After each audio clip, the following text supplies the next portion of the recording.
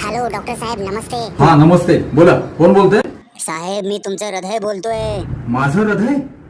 माझं? हो तुमचंच हृदय बोलतोय. हा बोला. साहेब मी तुमचा जन्म झाल्यापासून तुमच्यासाठी न थांबता न थकता 24 तास चालतो, पण तुम्ही माझ्यासाठी 1 तास सुद्धा चालत नाहीत.